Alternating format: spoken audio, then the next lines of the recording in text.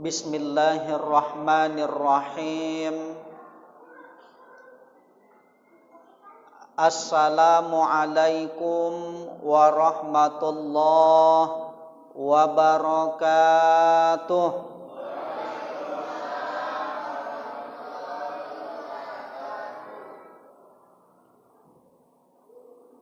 Alhamdulillahi rabbil alamin.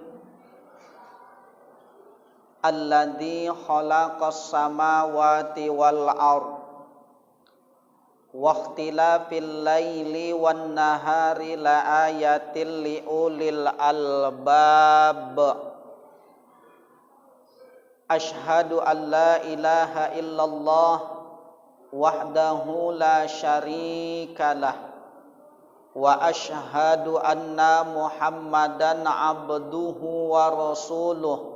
Allahumma salli ala sayyidina Muhammad amma ba'd. Faqala ta'ala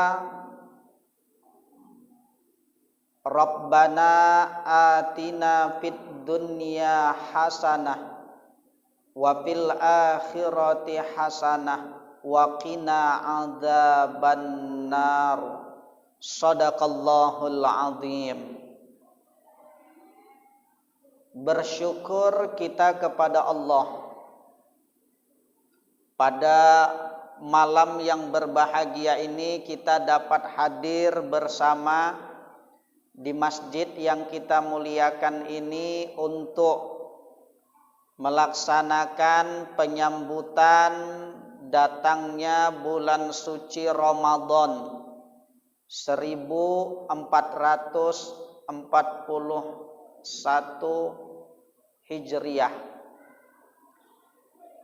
Selawat berangkai salam kita haturkan, kita persembahkan keharibaan ruh Rasulullah sallallahu alaihi wasallam dengan ucapan Allahumma salli ala sayyidina Muhammad. Insyaallah kita yang hadir nantinya akan mendapatkan syafaat beliau kelak. Amin ya rabbal alamin. Baik, yang sama kita muliakan pengurus dari BKM beserta dengan jajarannya yang tidak bisa disebutkan. Selanjutnya yang sama kita muliakan para asatid, orang tua saya, guru-guru saya, abangda, kakak, jamaah semuanya yang hadir, adik-adik yang dirahmati Allah Subhanahu wa taala, yang tidak bisa disebutkan satu persatu namanya, yang semuanya dirahmati Allah Subhanahu wa taala. Baik Bapak Ibu hadirin jamaah yang dirahmati Allah Subhanahu wa taala. Ini hari Bu, Pak, kalau dalam hitungannya maka ini adalah H-2. Insyaallah beberapa hari ke depan, satu hari lagi kita akan melaksanakan yang namanya bulan suci Ramadan. Ramadan sudah di ambang pintu, maka doa kita, ya Allah berikanlah kami kebaikan di dunia dan juga kebaikan di akhirat, dan jauhkan kami, hindarkan kami dari azab api neraka. Anggap umur kita sekarang Bapak Ibu 50 tahun dulu. 50 tahun dipotong dengan masa akil balik, ini kurang lebihnya adalah 15 tahun. Maka Bapak Ibu tersisa umur kita 35 tahun. Ini udah hitungan bersih tadi Pak. 35 tahun berarti 35 kali kita cicipi Ramadan. Harusnya 1 kali saja kita cicipi Ramadan, la'allakum tattakunnya lengket dalam kehidupan kita. Namun tak jarang Bapak Ibu, 35 kali kita cicipi Ramadan, Ramadan tidak memberikan dampak apa-apa dalam kehidupan kita. Maka bisa jadi Ramadan tahun ini adalah Ramadan terakhir buat diri kita. Kalau kita mempergunakannya dengan baik, Bapak Ibu, bunda-bunda awak, maka ini akan menjadi rahmat buat kita. Tapi kalau kita tidak mempergunakannya dengan baik, maka ini menjadi laknat buat kita Bapak Ibu. Apalagi Bu, lemas sekali. Apalagi Bapak Ibu, kita lagi dalam keadaan darurat ini Pak. Kita akan melaksanakan Ramadan di tengah-tengah kesulitan ekonomi, di tengah-tengah kesulitan kesehatan. Segala macam lini diuji kita Bapak Ibu. Yang namanya kita kenal semuanya, nggak ada lagi yang nggak hafal. Anak-anak pun hafal. Sampai-sampai Bapak Ibu, entah kalau nyampe sini nggak tahu aku, anak yang baru lahir pun kenal corona, disuruh makan telur tengah malam. Sini nyampe Pak ya? Nyampe juga ya. Makanya Bapak Ibu, apa yang harus kita lakukan? Yang harus kita lakukan Bapak Ibu, banyak-banyaklah kita berdoa, memohon kepada Allah Subhanahu wa Ta'ala. Sekarang Bu, kentut yang berharga. Iya. Orang batuk sikit, bersin sikit Pak, udah wedi orang. Udah takut Pak. Padahal bersin itu secara teori kesehatan itu membuang virus. Teori kesehatan. Tapi sekarang orang bersin ini ditakutin, malah lebih seneng kalau bisa kuwi ojo bersin, ojo watuk, ojo ngences, lebih mending kue ngentut. Makanya Bapak Ibu salut kita tadi itu. Jadi apa yang harus kita lakukan? Rasul Bu berpesan kepada siapa? Abi Dzar Al-Ghifari. Apa katanya Bapak Ibu? Yang dikatakan Rasul, wahai Abi Dzar, kalau kamu ingin bahagia di akhirat, ternyata Pak, Rasul tidak mengatakan ingin bahagia di dunia. Bu, Rasul tidak mengatakan ingin bahagia di dunia, tapi Rasul Pak mengatakan kalau ingin bahagia di akhirat. Kenapa? Kalau kita kejar akhirat, dunia akan ikut. Tapi kalau kita kejar dunia Pak, akhirat tidak akan ikut. Contoh, ibu nandur padi. Ketika ibu nanam padi, maka Pak rumput akan ikut. Betul Bu? Tapi kalau ibu nanam rumput, Ustadz mana ada orang nanam rumput? Ada rumput gajah. Kalau orang nanam rumput, nggak pernah Bapak Ibu padi ikut. Makanya kejar akhirat, maka dunia akan ikut. Tapi ku tengok ini memang Bu barokah ini pengajian kita Pak. Di tengah-tengah pandemi pun kita masih tetap eksis. Ini Pak, izin awak di Medan cancel semua. Jadwal terawih saya full habis. Terakhir awak jadi di belakang juga makmum Pak. Habis rata Pak. Makanya saya ditelepon kawan, Bang, cocok kali lah Bang, abang selama ini nggak pernah bisa kami tadi itu untuk booking abang jadi imam sholat taraweh di daerah ujung-ujung sini. Sekarang memang diizinkan Allah, diijabah Allah. Biasa di Medan aja Pak full, ini sekarang udah full, cancel habis.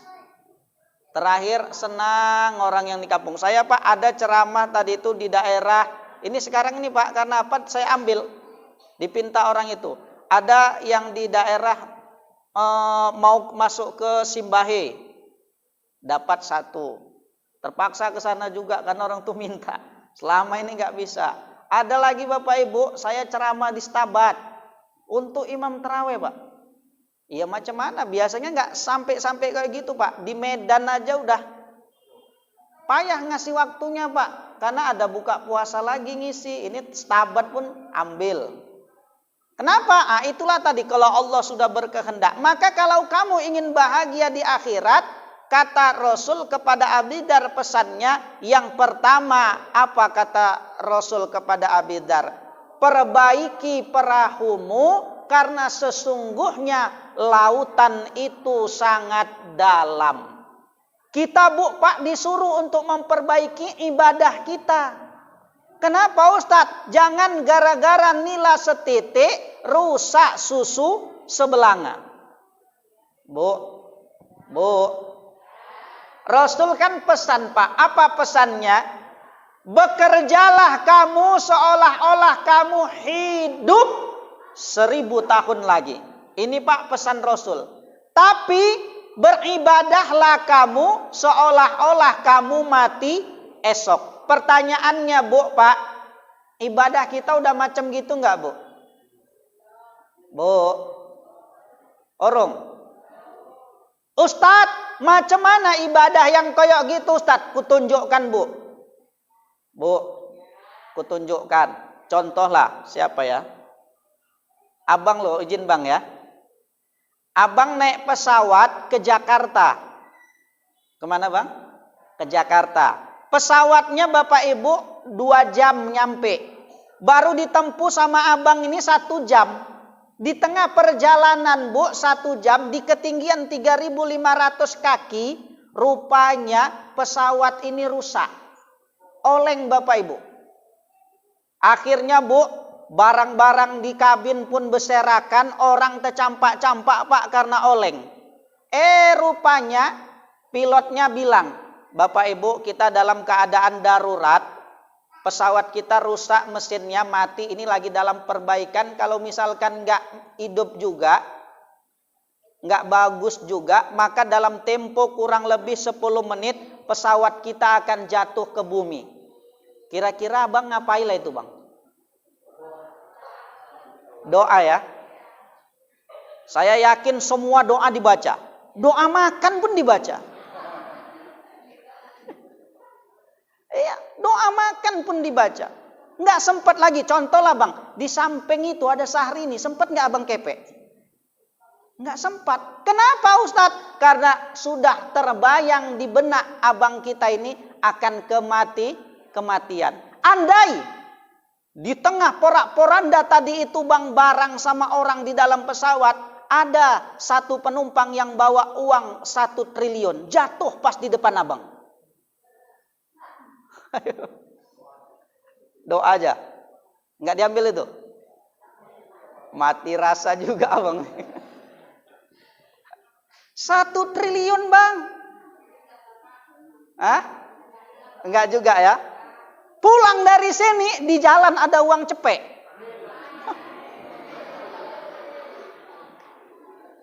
Lewat. Kenapa?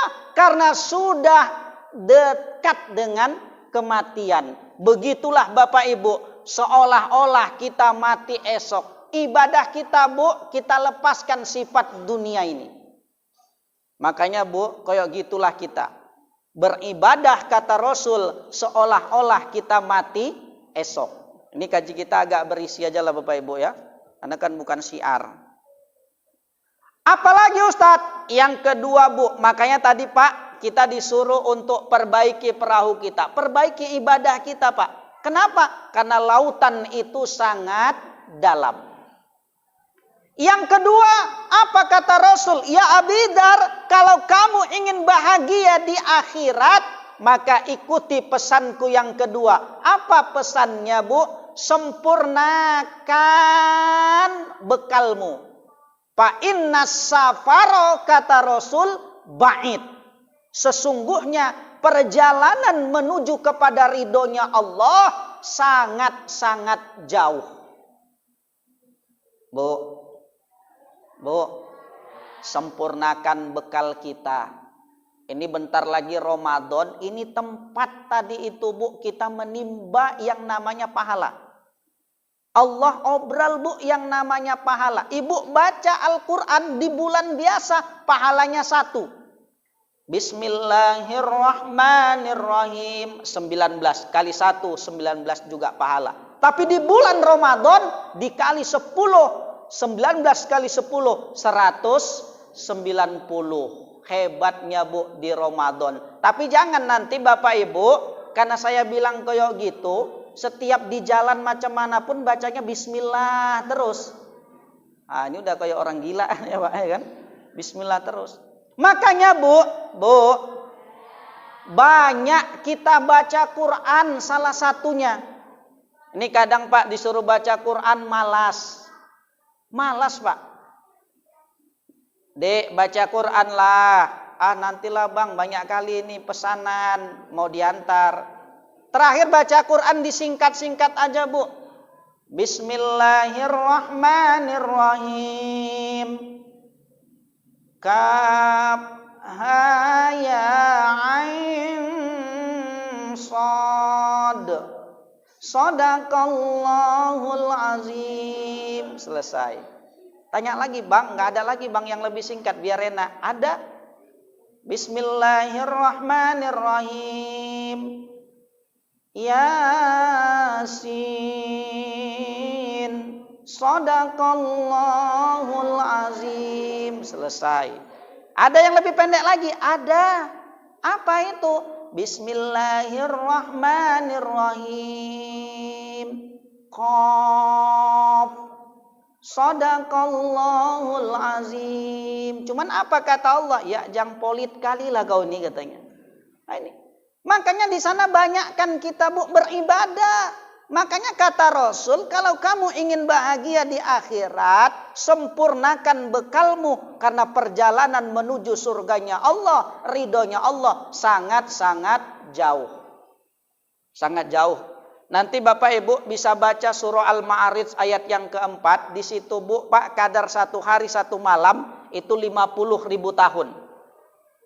Itu, Bu, yang bilang Allah. Kalau 50.000 tahun, Bapak Ibu, berarti 2020, Pak, ini belum ada 1 menit. Izin awak, Pak, usia berapa, Pak? 60, udah dekat juga, Bapak, ya. Dekat Rasul. 60. Kira-kira, Pak, secara hitungan dunia, Bapak jalani udah lama nggak itu, Pak? Udah lama, Pak, ya? Udah bosan juga, Pak? 60 hitungan dunia udah lama. Tapi nanti Bapak Ibu di sana 1 hari 1 malam kadarnya 50.000 tahun dalam kajian surah Al-Ma'arij. Bayangkan Bapak Ibu, kalau misalkan kita di alam barzah menunggu datangnya kiamat, maka Bapak Ibu kita menunggu tadi itu cukup lama, Pak. Tapi kalau kesenangan yang kita dapatkan enak. Tapi kalau tadi itu yang kita dapatkan kesengsaraan, ini, Pak, yang susah. Contoh. Contohnya macam mana, Ustadz? Saya contohkan gini, Bu. Siapa di sini, ya? Pak Najar lah. Pak Indra lah dulu, ya, Pak Indra. Pak Indra, Bu, nanti malam tidur jam 9, contoh. Tidur jam 9, habis sholat isya di Masjid Babu Salam, duduk sejenak, nengok Raden Kian Santang, Ya kan? Habis itu baru tidur. Begitu tidur jam 9, terbangun jam 10. Di tengah tidurnya 1 jam, Pak Indra ini Bu mimpi. Apa mimpinya? Dikejar pampir. Dikejar pampir, Pak. Taulah kalau dikejar pampir itu, Pak, kita nengok filmnya, mereka tadi itu mencontohkan kalau nafas kita tadi itu terbuka, dikejar pampir. Kalau kita tahan, dia pampirnya nyariin. Rupanya Bapak Ibu tak tahan Bapak ini. Bentar ditutup, balik lagi dikejar. Rupanya istri Pak Indra tadi ini jam 10 tadi barulah mau masuk kamar habis nyuci piring. Ditengok Pak Indra cengap-cengap. Terakhir istri Pak Indra bingung. Loh, nopo ki kakangku iki? Kita rasa kena serangan jantung iki. Akhirnya Bu Pak dibanguni. Bang, bangun, bangun. Allah, kata Pak Indra. Untung dek kue banguni cepet. Dari tadi aku dikejar pampir. Walah. Bu Pak, 1 jam dibilang lama. Untung kau cepat banguni aku. Iya kan? Tapi ada contoh lain. Misalkan. Contohnya macam mana? Abang. Siapa namanya Bang? Agus. Bang Agus tidur jam 9. Terbangun jam 5. 9, 10, 11, 12, 1, 2, 3, 4, 5. 8 jam. Ini udah puas nih Bu. Rupanya pas lagi tidur jam 9 terbangun jam 5. Itu pun dibanguni karena disuruh sholat subuh di masjid kita ini sama istrinya. Pas tidur 8 jam tadi Bapak Ibu mimpi. Apa mimpinya? Disuruh ngabisin uang 1 miliar. Suruh ngabisi Pak uang 1 miliar. Akhirnya Bapak Ibu ke toko emas udah. Ke showroom mobil udah. Ya kan? Ini masih banyak lagi sisa. Jadi Pak Agus tadi ini tidur karena dia mimpinya mimpi indah, mimpi enak. Dapat durian runtuh sambil dia tadi itu senyum-senyum. Pas lagi senyum-senyum, istrinya mau banguni sholat subuh ditengok. Ya Allah, abangku ini kenapa? Kesambet nih rasa. Kok tidur kok cengar-cengir gitu. Ketawa-ketawa sendiri. Akhirnya dibanguni. Bang, bangun. Allah, dek cepat kali lah kau bangunin aku. Wah, abang lagi mimpi enak kok cepat kali kau banguni. Padahal Pak 8 jam tapi dibilangnya cepat. Kenapa? Kenikmatan. Makanya Bapak Ibu, inilah kata Rasul tadi itu. Kita harus persiapkan yang namanya bekal karena sesungguhnya tadi itu sangat-sangat jauh perjalanan ke sana. Apalagi yang ketiga. Apa kata Rasul? Abidar, kalau kamu ingin bahagia di akhirat, maka pesanku yang ketiga. Apa pesanku yang ketiga kata Rasul? Pesanmu yang ketiga kata Abidar. Pesanku yang ketiga adalah kurangi beban hidupmu, kata Rasul. Karena sesungguhnya jalan menuju kepada ridhonya Allah tanjakan. Maknanya Pak, Bu, banyak rintangan. Banyak apa Bu? Banyak rintangan. Makanya Bu, Pak, kurangi beban hidup kita. Pak. Nah, ini bapak-bapak awak ini kan. Ini kan Pak lagi corona. Udah gitu Pak. Ekonomi kita kan lagi dalam keadaan sulit. Janganlah kita tadi itu Pak merokok lagi. Karena merokok pun diincar corona itu Pak. Hati-hati kita Pak. Tapi Bapak Ibu, apa yang kita bilang? Ketika kita tadi itu bilang yang baik sama orang, Pak, payah. Ini contoh aja lah Pak, orang merokok. Ya, kalau dia merasa lebih pintar, sama seperti orang merokok tadi, dia nggak mau dinasehati. Contohlah guru kita, Allah yang ceramah aja anak cencen kayak gini kok. Dia akan tadi itu meranggap lebih tinggi. Tapi tengok guru kita, duduk dia bagus, rapi, awak pun segan nengoknya. Inilah tadi Bapak Ibu ciri-ciri orang yang berilmu. Tapi kadang ada orang yang dia tadi tuh tidak mau mengurangi beban hidupnya. Merasa dia lebih tinggi, merasa dia lebih hebat.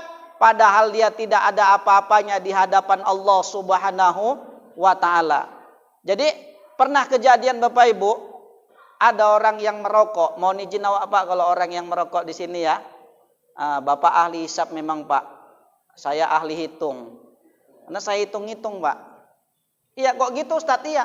Pernah kejadian Bu Pak diangkot. Ada Bapak Ibu, orang tadi itu naik angkot sebelahnya tukang rokok. Merokok dia. Secara otomatis yang nggak merokok Bapak Ibu agak males nengoknya. Ganggu aja udah tempatnya kecil, sumpek, merokok pula. Akhirnya dipanggil lah. Pak, tolonglah Pak, jangan merokok, kasihan awak Pak, ibu-ibu ini juga kasihan, sempit Pak, sumpek. Oh ya nggak apa-apa, saya matikan ya, makasih mengingatkan. Iya. Rupanya Bu cerita-cerita Pak, Bapak udah berapa tahun merokok? Oh, itulah yang nggak bisa saya hilangkan. Saya udah 15 tahun merokok, katanya.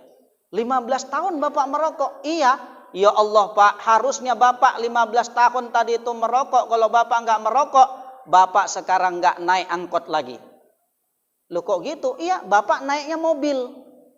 Loh, sekarang Bapak saya tanya, Bapak satu hari merokoknya berapa habis? Kurang lebih 30.000. 30.000 dikali 1 bulan, 900.000. 900.000 dikali 12, 7.200.000. 7.200.000 dikali 10 tahun, 72 juta. Ditambah 15 tahunnya lagi, udah anggap 100. Bapak udah nggak naik angkot, tapi Bapak sudah naik mobil Kaila. Oh iya juga ya. Rupanya Bu yang merokok tadi pandai juga.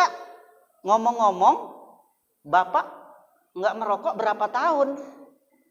Aku nggak merokok memang dari kecil. Nggak merokok sampai sekarang. Berarti lebih 15 tahun. Kenapa Bapak kok naik angkot terus? Katanya. Pandai juga. Ini. Makanya kita disuruh kurangi beban. Bu. Kurangi beban Bu. Apalagi suasana sulit gini Bu. Janganlah ibu nambah beban-beban suami. Lebih bagus sedikit halal. Tapi barokah. Ini kadang enggak. Ya kan? Kadang enggak sok gaya. Nanti ibu lagi bersihkan ke halaman. Lagi nyapu pagi. Rupanya ditegor sama tetangga. Bu Ijah. Eneng apa Bu? Kok nyelok-nyelok? Awak mau nang simpang. Delok. Suami riko, bojo riko, ngapain bojoku? Bojo ibu tak delok mau nang warung. Loh, ngapain nang warung? Tak delok bojo ibu main judi. Astagfirullah. Tenan iku, tenan.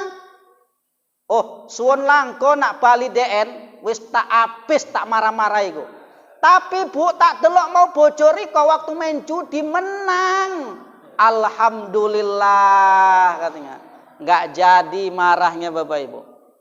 Inilah Bapak Ibu, maka kita harus kurangi beban kita. Jangan kita banyak-banyakkan beban. Contoh lagi Bu. Sedikit tapi halal. Ibu jualan sedikit tapi halal. Contoh. Misalkan. Ibu misalkan jual apa? Ayam. Ada yang jual ayam sini Bu? Ada, nggak usah ayam lah, nanti kena ya kan. Burung aja lah, burung. Contoh ibu siapa namanya Bu? Ibu. Ibu, enggak yang depan ini. Bu Sari. Ibu Sari, saya tadi karena butuh uang, saya tanya Bu Sari. Bu Sari negor saya. Assalamualaikum Ustadz. Waalaikumsalam. Ibu siapa? Saya jamaah Ustadz di Babu Salam Mencirim. Oh, alhamdulillah. Ustadz mau kemana? Saya mau tadi itu ke sana jumpai kawan. Bu, mohon izin lah Bu. Saya mau minta tolong sama ibu. Saya lagi dalam kesulitan Bu, keuangan nih karena corona. Ustadz apa yang bisa dibantu? Gini Bu, saya kan butuh uang untuk makan anak. Kira-kira ibu bisa bantu saya enggak? Apa Ustadz? Saya mau jual burung saya Bu.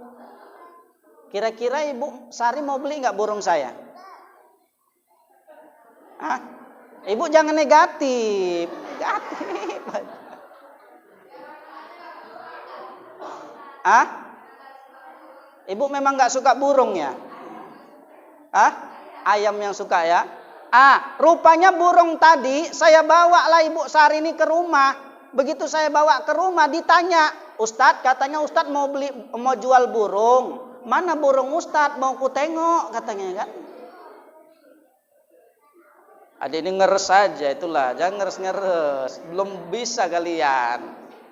Rupanya Bu, saya bilang, iya Bu, saya mau jual burung. Itu burung saya, rupanya merpati Bu. Belum di dalam kandang, tapi merpatinya masih berterbangan di tiang listrik. Ini tak boleh. Ibu termasuk menambah beban Ibu. Kenapa? Saya termasuk menambah beban saya. Kenapa? Karena saya sudah membohongi Ibu. Makanya Pak, kurangi beban kita. Karena sesungguhnya Bapak Ibu, jalan menuju ridho Allah itu tanjakan. Nggak jauh-jauh aja lah Bapak Ibu. Ini kadang banyak Pak orang yang tinggalnya satu dinding sama masjid, nggak datang ke masjid Pak. Kenapa? Karena itulah Pak, banyak tadi itu rintangan, banyak godaan, banyak hambatan. Yang terakhir Bapak Ibu, karena waktu kita 40, yang terakhir Bapak Ibu, apa kata Rasul? Kalau kamu ingin bahagia di akhirat, maka kata Rasul, wa akhlisil amala, ikhlaslah kamu dalam beribadah, karena sesungguhnya Tuhanmu, kata Rasul, Allah itu maha mendengar dan juga maha melihat. Jadi kita ini Bapak Ibu harus ikhlas dalam beribadah. Bu, ini nanti ada santunan anak yatim ya Bu? Anak yatim aja Pak? Anak yatim aja? Fakir miskin? Ada juga ya? Saya kasih pesan Bu, anak yatim itu Pak, dia nggak masuk kepada 8 asnaf yang berhak menerima zakat. Jangan salah. Kenapa Ustadz? Tak ada, buka rujukannya surah At-Taubah ayat 60, tak ada di situ anak yatim. Kata Rasul apa? Anak yatim itu adalah anakku. Barang siapa yang memuliakan anak yatim, berarti dia memuliakan aku. Makanya Bu, anak yatim itu bukan dijakati Pak, tapi dia disantuni setiap hari, setiap minggu, setiap bulan, setiap tahun. Disantuni. Makanya hati-hati Bu. Bu, rumah saya kan Pak dekat komplek Tasbih. Saya ada juga binaan anak yatim gini Pak, untuk di lingkungan saya. Itu kadang Bu, Pak saya dipanggil, Ustadz minggu besok bisa kemari Ustadz bawa anak yatim 100 orang. Oh bisa Bu. Di mana itu Bu? Ya tetap di rumah Ustadz. Boleh. Orang itu Bu, seminggu sekali, kadang Pak sebulan sekali manggil anak yatim. Kenapa? Doa anak yatim ini Bapak Ibu yang kita takuti. Kenapa? Doanya makbul. Maka inilah yang diambil tadi itu supaya mendoakan kita. Tengoklah Bu, orang itu Bu, sikit-sikit dapat proyek, panggil anak yatim. Gara-gara dapat proyek Bu, bisa beli rumah baru, syukuran, panggil anak yatim. Bisa beli mobil baru, syukuran, panggil anak yatim. Kalau dapat mobil baru, dapat rumah baru, mereka panggil anak yatim Bu. Kalau dapat istri baru, panggil apa dia Bu? Panggil apa Bu? Hah? Panggil tetangga. Yang kedua Pak, janda itu nggak berhak menerima zakat. Jangan salah, janda tak berhak menerima zakat. Anak yatim, Ustadz anak yatim kami dapat zakat. Bukan tengok anak yatimnya, tapi tengok fakir atau miskinnya. Janda Ustadz dapat, bukan tengok jandanya, tapi tengok fakir atau miskinnya. Kalau jandanya Bu, janda miskin, ya dijakati Pak. Tapi kalau jandanya janda kaya, dia apa Ibu? Kawini kata Ibu. Tahu aja Ibu nih. Makanya Pak hati-hati. Jadi Pak, ikhlaslah kita dalam beribadah, karena sesungguhnya Allah Allah Maha mendengar dan Allah Maha melihat. Dan yang paling pertama, Bu, anggota tubuh kita ini berinteraksi tadi itu adalah telinga kita, sami. Maka dalam Al-Quran itu nggak pernah basirun sami, tak pernah. Tapi sami'um basir. Kenapa? Karena ketika 4 bulan, 120 hari kita dalam kandungan, maka Bapak Ibu, kita di situ berinteraksi dengan Allah. Apa katanya? Alastu bi rabbikum. Hei manusia, apakah engkau menyaksikan aku ini adalah Tuhanmu? Maka kita Bapak Ibu ketika mendengar dari telinga kita mengucapkan qalu bala syahidna. Ya Allah, kami menyaksikan bahwasanya engkau adalah Tuhan kami. Makanya Bapak Ibu, ikhlaslah kita dalam beribadah, terlebih di bulan Ramadan ini, biar supaya mendapat barokah. Ini saja mungkin Bapak Ibu setawar sedingin kita. Saya ucapkan selamat menjalankan ibadah Ramadan. Mudah-mudahan tahun ini barokah, walaupun kita dalam keadaan di dalamnya banyak kesulitan, tapi tetap Bapak Ibu kita selalu dekat kepada Allah Subhanahu wa ta'ala. Mudah-mudahan di tengah kesulitan ini menambah kegirohan kita untuk lebih dekat lagi kepada Allah Subhanahu wa ta'ala. Ini saja mungkin setawar sedingin, lebih kurang saya mohon maaf. Assalamualaikum warahmatullahi wabarakatuh.